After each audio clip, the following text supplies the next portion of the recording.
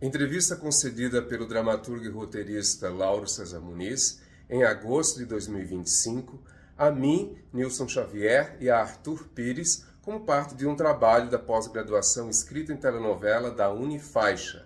A entrevista contou com as participações de Rodrigo Ferraz, Maiara Magri e Renato Muniz. Lauro conta um pouco sobre o seu processo criativo, o seu universo ficcional e ainda muitas curiosidades sobre novelas como Escalada, O Casarão, Espelho Mágico, Os Gigantes, Roda de Fogo, O Salvador da Pátria, Poder Paralelo, Máscaras. Vale a pena dar uma conferida.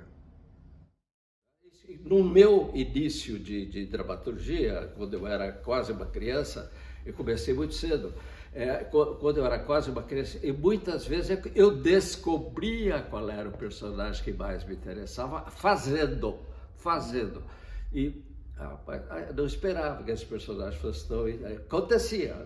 Hoje não. Hoje, com a minha experiência, enorme experiência, e muitos trabalhos que eu fiz, tanto em teatro, como em cinema, como em televisão. Eu tenho que saber, eu tenho que começar o trabalho com nitidez de quais são os personagens que vão se emocionar o meu espectador, ou de cinema, ou de teatro, ou de televisão. Então, na televisão, então, isso é muito mais forte, porque a televisão não espera. Ou você pega o espectador do primeiro capítulo, ou você vai ver que o segundo capítulo deu uma audiência mais... Cara, tem muita gente que diz coisas assim: não, eu só vejo a novela quando ela estiver correndo, porque o início é chato. É chato porque está mal feito. Se for bem feito o primeiro capítulo... Pegar logo de cara, né? Pega logo de cara. Tem que pegar logo de cara, sabe? É verdade, tem que pegar logo de cara. Mas na televisão tem que ser muito rápido. Senão você não vende aquilo no primeiro momento. E é importante você vender a sua novela, falando de televisão, no primeiro momento. Fundamental, entende? Então, o que é que por exemplo, um autor de novela faz o mais depressa possível? Identificação. Já tem um personagem, você tem a Tarcísio Meira. Você já tem Tarcísio Meira na mão, você vai dizer, Tarcísio Meira não pode ficar esperando ver o que vai acontecer. Ele tem que logo entrar em ação. Alguma coisa do Tarcísio Meira, eu vou ter, do personagem do Tarcísio Meira, tem que imediatamente envolver o espectador. Tá certo? É muito fundamental. Então, você já coloca na Escalada, por exemplo, Tarcísio Meira, né? Antônio Dias. Antônio Dias já entra em ação em contraponto ao personagem do Milton Moraes, que eu não lembro o nome, vocês lembram? Armando Magalhães. Armando Magalhães. Armando Magalhães. É interessante você, então, mostrar ao espectador na televisão quem é o personagem pelo qual você vai se identificar facilmente. Isso é fundamental. Por quê? Porque a televisão se desliga e liga. Entendeu? Você, eu vou esperar a novela funcionar para assistir. É um mau negócio, Eu acho que temos que fazer o espectador, o telespectador, se ligar imediatamente. Laura, eu queria fazer uma pergunta, se vocês me permitem, que a gente estava falando do Tarcísio Meira em Roda de Fogo, né? Sim. Você começou com ele fazendo um vilão.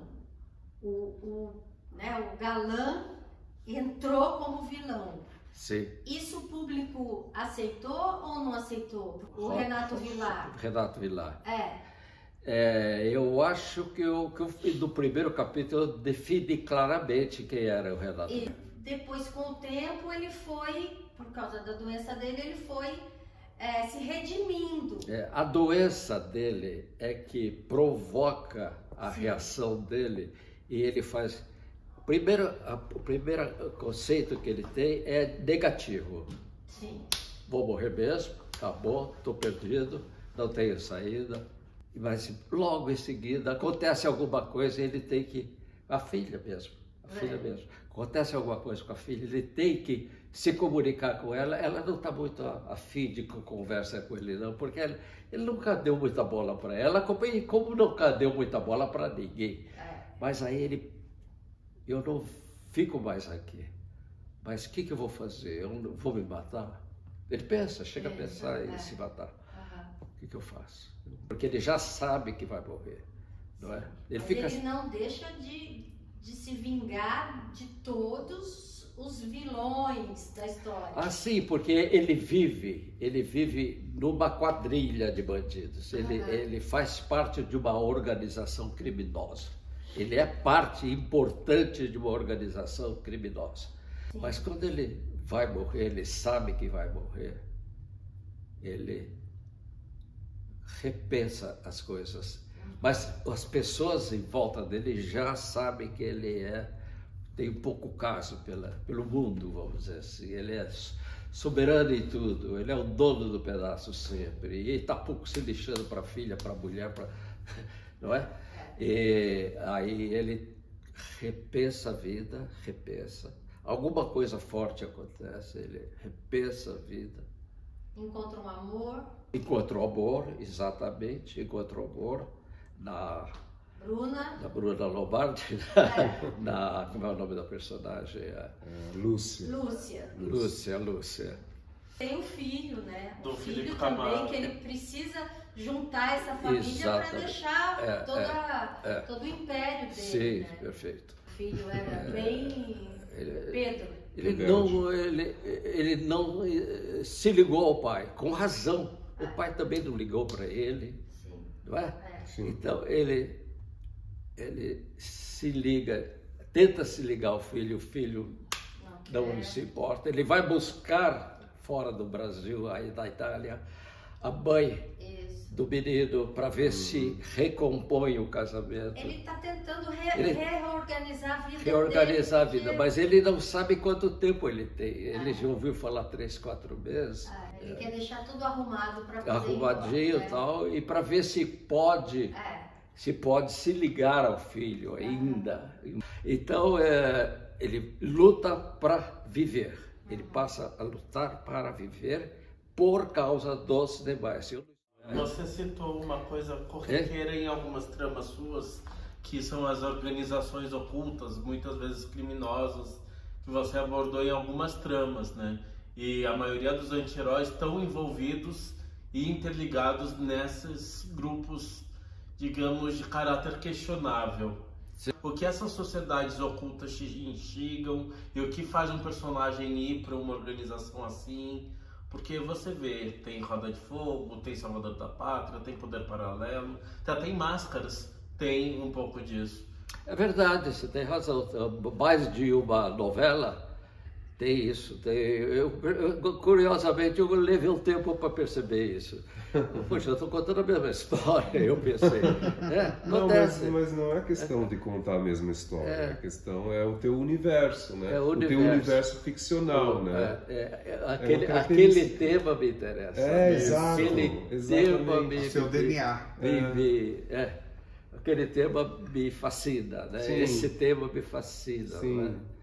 A personagem da... Eu falei da Lúcia porque a Lúcia era a grande chefe do Salvador da Pátria. A chefona da máfia do Salvador da Pátria. Você termina o Salvador com a personagem Bárbara sendo a grande vilã que manipulava tudo e todos. todo mundo. Diferente do Nicolas Ciri em Poder Paralelo, que era o melhor amigo do protagonista, que você confiava naquele caráter, e era alguém de caráter totalmente corrompido, e a ambição dele que fazia ele ser antagonista, diferente da Lúcia, que era mais o status. Então, apesar de serem coisas ocultas, organizações ocultas, cada uma era... Elas estavam lá. Mas cada uma era por um motivo, né? Sim. Cada um tinha um DNA diferente, apesar do DNA parecido, assim. Sim, eu observado. E aí você transformou o Wilker, que também era um herói, envolvido com a máfia, e eles iam matar o Wilker, iam matar o personagem dele, do João. Mas ele é bonzinho, até eu acho ele mais honesto do que o Sassá. O Sassá se corrompe. Sim. Era um personagem lindo, pobre, mas tão bonito, tão puro, limpo. Agora, ele se corrompe. Quando ele torna-se um anti-herói. Isso faz com que o personagem seja muito rico, porque ele tem um lado positivo, outro lado negativo, e os dois lados se encontram, e ele mesmo fica perdido entre os dois lados. O que eu faço agora? A mesma coisa, eu diria, do Renato Vilar, que quando ele passa por esse momento de redenção, que ele quer juntar filhos, que ele revê a vida dele por causa da doença terminal, ao mesmo tempo, ele planeja maquiavelicamente matar os inimigos dele, ainda que ele não seja ele quem mate, quem aperte o gatilho, mas ele arma arma situações para que eles sejam mortos, os inimigos dele. Isso também é muito legal no Renato Vilar. Eu fiz com a intenção de primeiro dar uma visão negativa, bastante... vamos dizer, de bandido mesmo para ele. Ele faz parte de uma organização criminosa, isso está bem claro. Eu nem digo qual é a organização. Sim, não é citado do que se trata. Eu não digo do que se trata, porque eu sei que o espectador vai querer saber o que é. Lá na frente eu digo o que é, mas também então não importa muito, a história já está em outro momento. Aí tem coisas que eu me repito às vezes. Eu sei que eu me repito em algumas novelas, mas eu só descobri isso depois. Eu não tinha muita consciência disso, não. Aí com o tempo eu falei, poxa, eu estou escrevendo a mesma novela. Não é isso. Não é isso. Não se trata disso. Olha, bondade sua, porque... Não, é o que eu falei para você, a questão do universo ficcional que a pessoa tem, né? O seu universo é esse. E como você disse, é um assunto que é uma marca. É um registro, né? Porque é justamente o que a gente está estudando nesse sentido dessa aula, né? Porque nós encontramos, e cada grupo encontrou, de diferentes autores, diferentes marcos. Gilberto Braga tinha a marca dele, Manuel Carlos também, então Glória Pérez também. Então todos Benedito possuem algo ali. Os autores têm uma marca bastante forte. Quando a gente fala em Benedito Rui Barbosa, a gente lembra ou de trama rural ou de trama histórica. É a marca do Benedito. Quando a gente fala de Manuel Carlos, o Benedito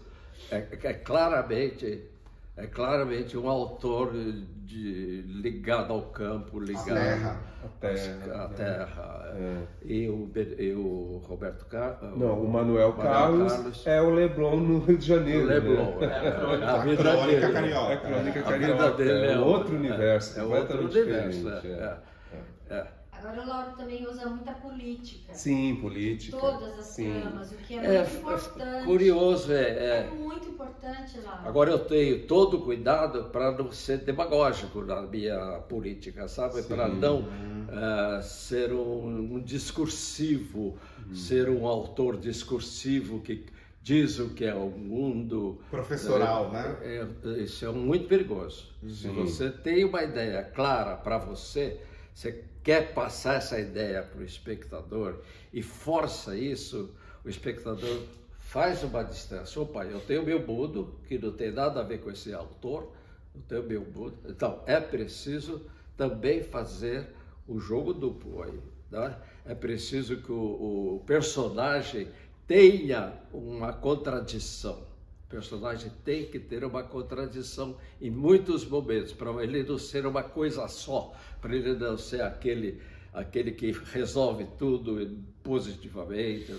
Aí fica um personagem... Eu nunca percebi você colocando... Não, eu faço o possível, e aprendi logo isso, eu faço o possível para mostrar o personagem não muito claro, não muito equilibrado, mas com conflitos interiores fortes. E temas fortes, né? Os temas são fortes também, que é a ousadia que existe nas suas novelas são fortes, porque você falava de temas que as pessoas não imaginavam, né, de ser discutido, e você estava lá colocando também, né? Sim. Então isso também a gente achou como uma característica sua, essa ousadia pela temática. Ousadia pela temática e às vezes ousadia pela abordagem e pelo formato também, né?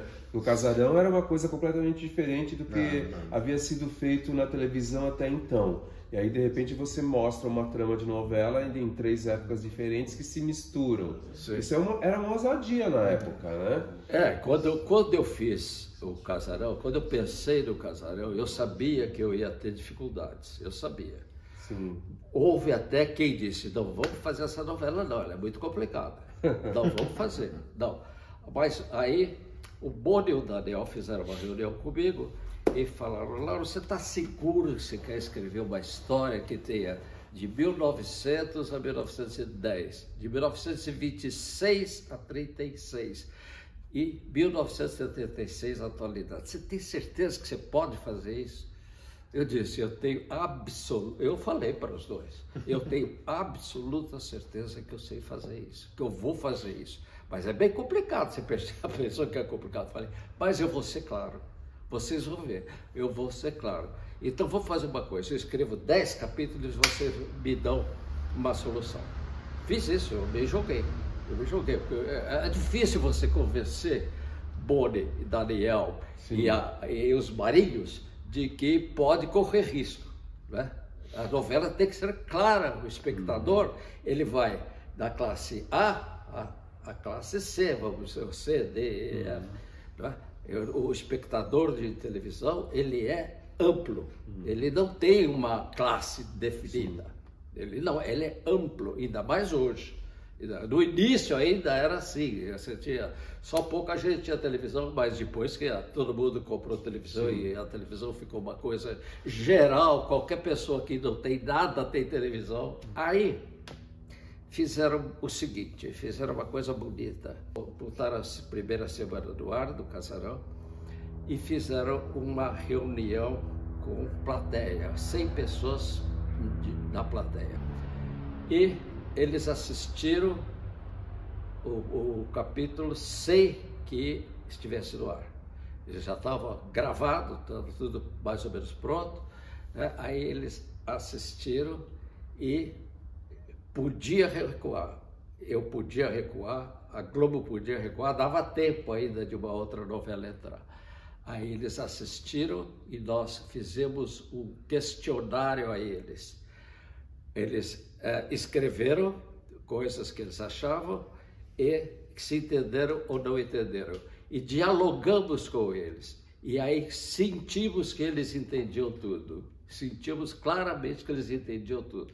E eu tinha dito, o espectador brasileiro, mesmo de classe C, é um espectador inteligente. O brasileiro, não é o brasileiro que é inteligente, o povo é mais inteligente do que a gente pensa. Entende? Então, aconteceu isso e o espectador... Então, Lauro, tá bom, nós vamos fazer a novela então. Aí ficou uma coisa definida. Eles já tinham gravado algumas coisas para as pessoas verem. Nós vamos fazer as novelas assim, nós vamos fazer. Aí era o risco, você sabe que é o risco. Eu falei, se do início não der a audiência que se espera, eu vou mudar, eu mudo, fazemos uma nova reunião, eu tiro uma das épocas. Não é tão difícil assim tirar uma das épocas. Mais adiante, anos depois, repetiram a novela e eu tirei a primeira parte, praticamente. Anos depois, porque eu só tinha 20 capítulos para exibir. Eu não podia correr risco ali, não.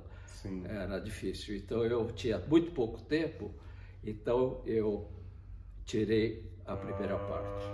Aí eles repetiram a novela sem a primeira parte. A primeira parte existia, mas quase como um flashback. Aí entrava um flashback. Interessante, eu não sabia disso, não. E na primeira exibição não era flashback. Na íntegra, né? Era na íntegra, sim. Tinha capítulos com duas épocas só, mas eram pouquíssimos. Quando eu fazia um capítulo só com 2 épocas, porque eu estava precisando desenvolver muito, mas a segunda época, de 26 a 36, era muito rica. Por que eu escolhi 26 a 36? Porque o Brasil, naquele passado de 26 a 36, foi muito rico. Teve a Revolução de 30, teve a Revolução de 32, paulista, não é?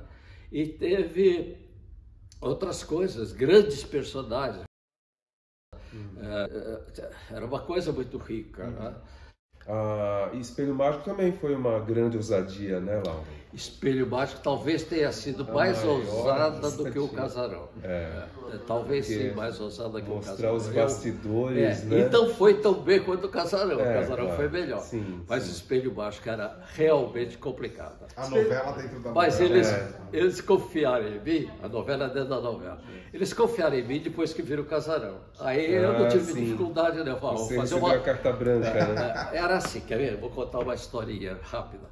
Eu fui para Buenos Aires. Eu não conhecia a Argentina, não conhecia Buenos Aires. Fui para Buenos Aires e falei, na volta eu começo a novela. O que novela? Carmen Miranda. Carmen Miranda, vamos fazer Carmen Miranda. Carmen Miranda, só se falava nisso.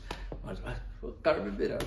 E eu comecei a ler Carmen Miranda, ler histórias sobre a Carmen Miranda e fui a Buenos Aires porque eu sabia que ela tinha passado um bom tempo em Buenos Aires.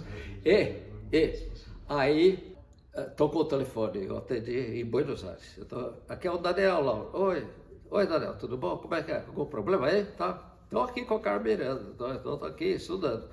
Aí mentiu um pouquinho, eu não estava estudando muito não.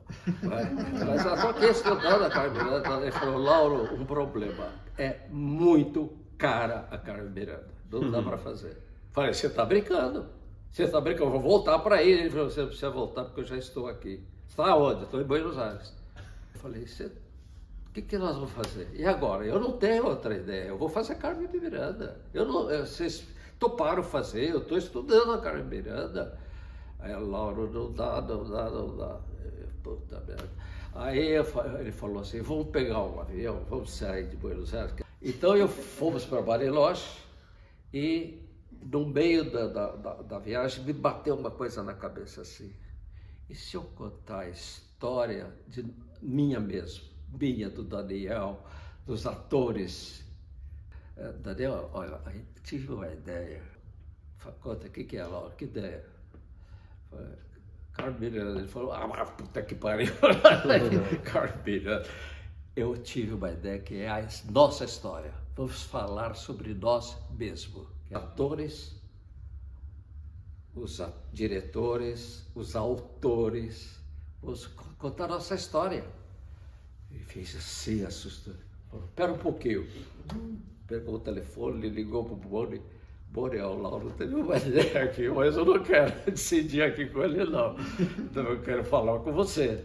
É o seguinte, ele quer contar a nossa história, a história dos atores de novela, dos autores, dos diretores, e do público também, não é? Daquelas pessoas que querem ser atrizes, que era o caso da Sônia Braga, querem ser atrizes. Tá? O Boni falou, que puta ideia. Ele desligou, olhou para mim e falou, o Boni gostou. Falou, puta, vamos lá, vamos começar. E assim, de Bariloche eu já comecei a pensar na história dos atores, tal. Cheguei no Rio de Janeiro, uma festa, né? Porque o Boni já deu um abraço, puta ideia, já fiquei dono do pedaço, né? E aí eu falei, bom, vamos fazer então, e o título, o título, aí passou o tempo, e o título, qual era, Laura? Aí alguém lá na Globo teve a ideia, Espelho Mágico. Alguém na Globo, que eu não sei quem é até hoje, teve a ideia, Espelho Mágico. Alguém falou para mim, Espelho Mágico. Eu falei, puta título. Boni, Espelho Mágico. Nós já sabemos. Tá bom, ótimo. Não fui eu que criei, é um belo título mesmo, Espelho Mágico. Espelho Mágico. Então ficou Espelho Mágico e aí eu comecei a trabalhar gostoso. E aí prestava atenção no pessoal todo. Eles me criaram situações em que eu podia assistir a gravações de outros colegas, de outras novelas, tal. Conversava com os colegas também, com outros colegas, com Maneco, com o Gilberto, mais com o Gilberto. Conversei bastante com muita gente e criei, então, personagens ligadas à televisão. Claramente a televisão, mas tinha teatro, cinema, não é? Teatro era... O Lima Duarte. No Lima Duarte era circo. Era circo. Circo também. Circo. E tinha tudo. Tinha circo com o Lima Duarte Palhaço. Teatro era o Tarcísio Cyrano de Bergerac. Obrigado. Cyrano de Bergerac, que eu adorava a peça. Mas vou fazer Cyrano de Bergerac, trechos, né? Sim. Mas que dei para entender. Sim. Que dê para o espectador entender. E com esses 3 elementos, né? Cinema, teatro e televisão, eu fiz uma novela completa e com circo também. Botei o circo no projeto também, um pouco menos, mas botei o circo, sim. Não é? Então foi um acontecimento assim que todo mundo adorava, mas na nossa classe todo mundo adorava. O grande público hesitou no início, hesitou, não é? Em Poder Paralelo você também fez metalinguagem, Laura. Matriz, né? A Fernanda da Paloma, ela fazia Irma e ela estava negociando para fazer uma novela baseada em Cyrano. Já era a influência do Espelho Mágico, né? Já era a vontade de fazer o Espelho Mágico outra vez, mas realmente eu fiz isso, Laura, você gostaria de ver alguma novela sua, remake de alguma novela sua? Não gostaria? Ainda hoje eu disse isso. Não gostaria de fazer, porque nós estávamos comentando o atual remake que está no ar e não é da qualidade que o Gilberto fez, não é? Não tinha a qualidade que o Gilberto criou. E essa novela que está no ar atualmente, ela dá uma audiência relativamente baixa, perto do que dava antes. Sim. E não vai muito bem, as pessoas não estão acompanhando com rigor, assim. Outros tempos, né? Outros tempos também, também é importante lembrar isso também, que são outros tempos, onde naquele tempo nós não tínhamos isso aqui, celular. Sim. O celular tirou muita gente da televisão, tirou mesmo. O celular é uma coisa fascinante. Segunda tela. Eu custei a comprar celular, custei. Eu não usei muito à vontade aqui no início. Depois, igual a todo mundo, não faço outra coisa a não ser ver o celular. Estou fazendo um trabalho agora de rever meu trabalho, meu próprio trabalho. Legal. Por quê? Não sei. Mas me deu vontade de rever. Porque eu estou tão distante que eu fico um espectador comum. Sim. Então eu sinto momentos que isso é ruim, eu fiz isso, fiz. Isso é bom, isso é legal. Boa, Laura, boa. E porque eu também não tenho nada para fazer, então eu fico fazendo isso. Agora estou na folga.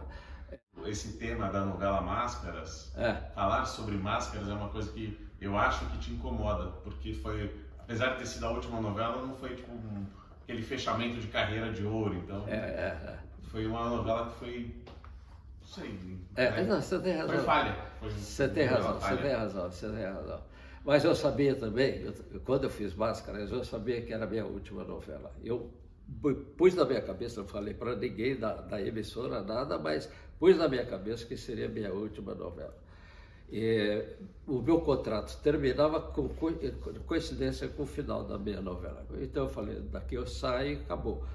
E não vou mais fazer novela. E eu fiz então Máscaras, sendo a mesma minha última novela, já com muita consciência estava escrevendo a última novela. Ou seja, não vou dar satisfações, vou fazer o que eu quero. Entende? Fiz isso, não deu muito certo, não. Mas eu fiz. Entende? Acontece, o final da carreira de um profissional, geralmente é assim, ele mesmo se retira. E teve coisas também muito interessantes. Tinha gente que não queria que o Renato Vilar morresse, roda de fogo. Não queriam de jeito nenhum que ele morresse. Aí eu falei, eu não vou decidir isso, não, eu não vou decidir, eu não consigo decidir isso, não, eu não quero eu tenho que continuar a trabalhar, então eu não vou aborrecer o público, não. Aí eu fui ao Boni e ao Daniel, pedi uma reunião com o Daniel primeiro, depois o Daniel falou, isso não vou decidir com você, não. Nós vamos ao Boni. Vamos ao Boni, e o Boni olhou para mim, olhou assim e falou, Lauro, você está pensando que o Renato Vilar vai se salvar?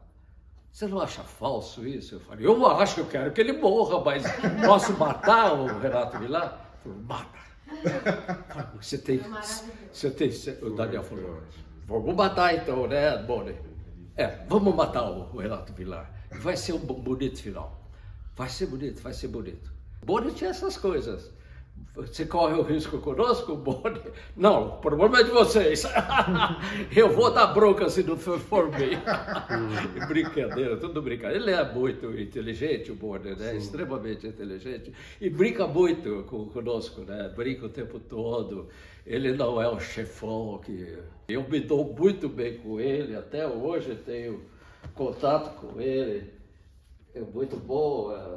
O lado B do Boni, é o livro que ele escreveu, e tem aqui uma coisa que é: aos queridos Lauro César Muniz, com minha admiração e gratidão pelo trabalho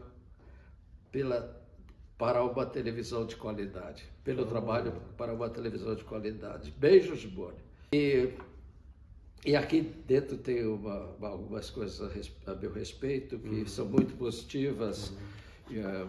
O Boni era um cara realmente que não vai aparecer um outro Boni, não.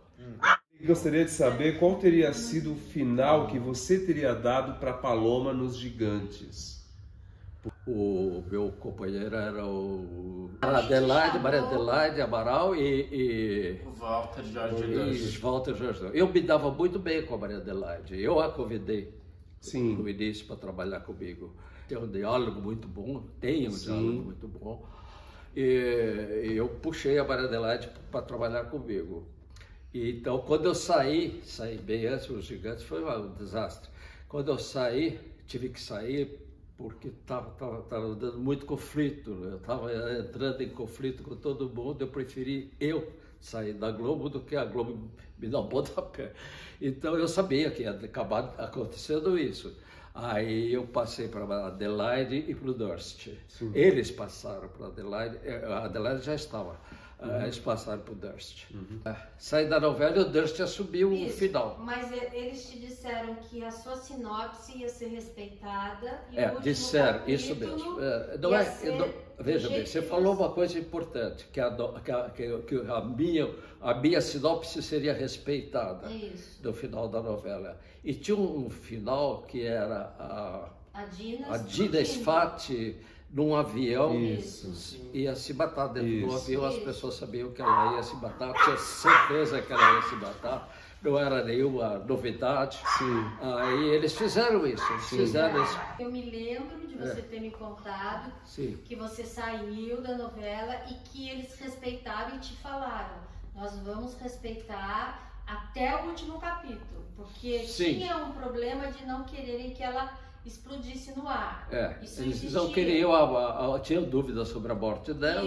Mas você... E também de que forma que ela ia morrer, não é? Eu queria que ela morresse... Assim, como foi. Como foi, entende? Porque ela era piloto de avião. Hoje em dia você faria a mesma morte? Boa pergunta, eu não sei, sabe, mas dependeria do diálogo com os companheiros, sabe, ia depender do diálogo com os companheiros, mas eu acho que sim. Eu acho que eu terminei bem aquilo lá. É um final bom. Mas é bom lembrar que não foi só a Paloma que teve eutanásia, né? A Paloma matava o irmão dela a pedido do irmão. Isso mesmo. Então já começava com essa porrada. Exatamente. É importante lembrar isso, que no primeiro capítulo primeiro ou no segundo, não lembro bem, mas eu acho que é no primeiro. Ela mata o irmão dela, porque ele estava morrendo, ele pede para ela matá-lo. Ele diz, não, eu não posso. Mas ficou aquele clima pesado em cima dela, e ela vendo ele sofrer muito.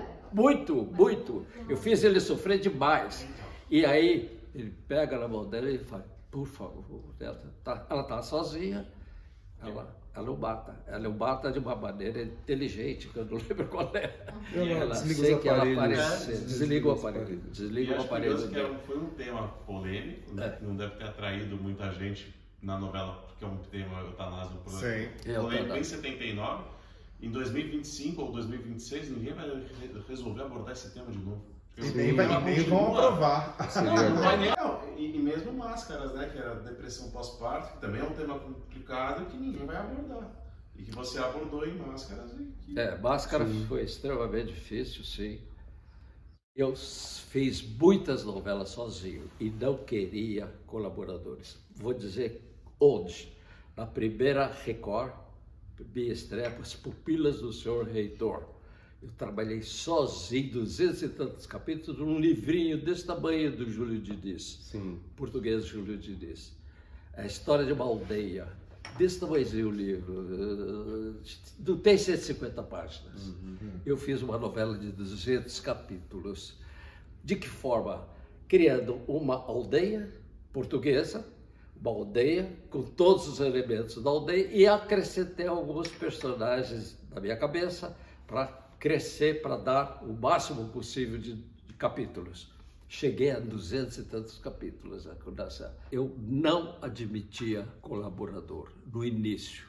As Pupilas do Senhor Reitor, por exemplo, na Record. Todas as novelas que eu fiz na Record, 40 anos depois, Os Deuses Estão Mortos, eu fiz sozinho e não queria colaborador em hipótese nenhuma. Eu tinha ciúmes, esse trabalho é meu, eu vou fazer. Não. E depois com o TID também, você dividiu com o TID eu dividi bastante coisa. O Salvador eu dividi. Mas porque você ficou doente durante o Salvador, fiquei doente, fui operado de pedras da vesícula. Horror de operação. Conta, eu não sei. Porque a gente foi numa palestra do TID, né? Ele contou essa história de que você estava no hospital e que ele ia lá para o hospital escrever junto, foi uma loucura. Foi uma loucura. Eu tive que fazer uma operação que não era uma operação simples. O médico disse, você fez o exame? Eu falei, fiz, o exame eu fiz. Você já pegou o exame? Não. Laura, e você? Não, eu não posso, eu tenho que escrever essa novela, eu não posso, eu tenho que terminar essa novela, está no final, eu não posso ir para o hospital. Não é que você não pode, você vai, ou você morre, você entendeu? Eu falei, eu morro, sim. Então é melhor eu ir, né? Aí ele falou, você decide. Aí eu falei, espera um pouquinho. Aí eu liguei pro Mário Lúcio. Pro Tite, você vai assumir a novela. Você vai fazer o final da novela, você deixa o último capítulo. Se der, você deixa o último capítulo para mim. Se eu estiver vivo, eu escrevo o último capítulo. Você deixa para mim o final só o final. Você sabe qual é o final, tal. Sei, com o Tite não tinha problema. O Tite é um ótimo escritor. Eu não tinha problema nenhum, era diálogo fácil. Aí Mário Lúcio Vaz liga para mim, Lauro, por que você não veio aqui, que a gente tem uma reunião? Mário Lúcio, eu estou indo para o hospital. Eu fui operado às 21 horas, eu passei muito bem na cirurgia e tal. E aí o Tid ia lá no hospital? E o Mário Lúcio dizia, você não pode fazer isso, você não pode, mas eu vou morrer se eu não fizer. Aí o Mário Lúcio falou, mas eu não vou morrer coisa nenhuma, pelo menos no final vocês têm que escrever. Eu falei, tá bom, eu vou combinar aqui com colaborador, tá? E ele deixou para mim os últimos. Eu acho que não era nem o final. Era as últimas cenas. No hospital. As últimas cenas. Essa coisa aconteceu. Obrigado, viu, Lauro? Eu que agradeço, eu gostei de ficar falando aqui. Quero agradecer a vocês, né? Esse é um velho companheiro. Esse corintiano, ele tem esse defeito, ele é corintiano. Tem mesmo. Eu também sou São Paulino, Ela também é São Paulo. Todos, até o cachorrinho é São Paulo. Obrigado pela entrevista, foi ótima para mim, foi gostosa. Que bom, que ótimo. E adoramos também. Até as próximas. Até as próximas. Obrigado. Obrigado.